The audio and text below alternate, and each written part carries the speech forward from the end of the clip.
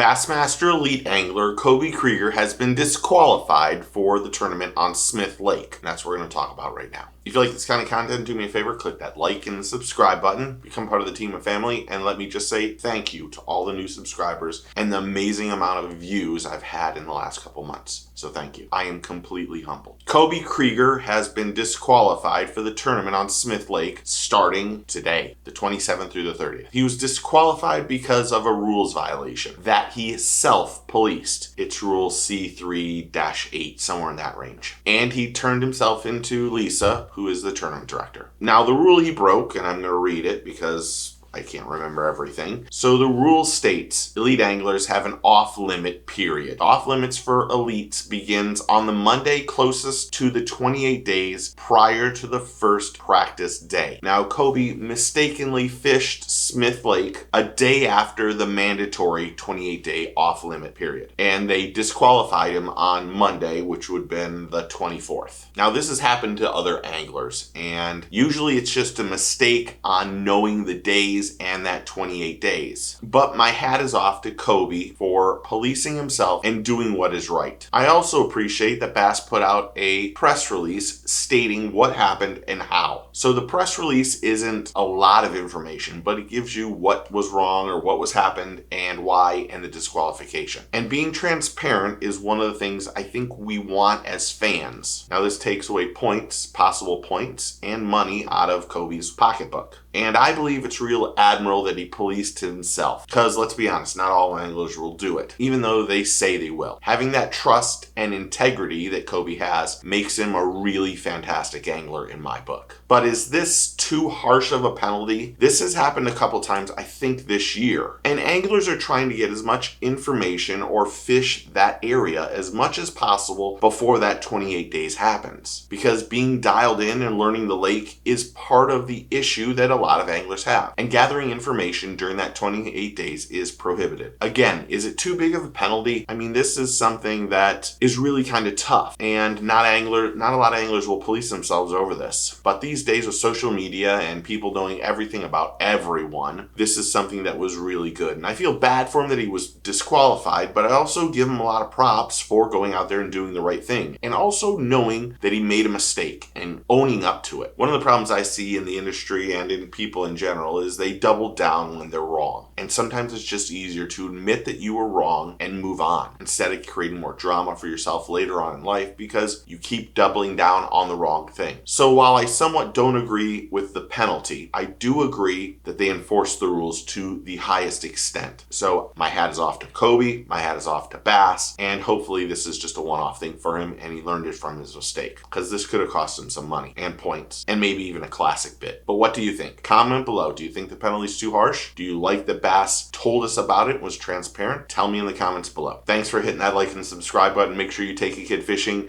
Get your fish on. I'll talk to you very, very soon. Cheers.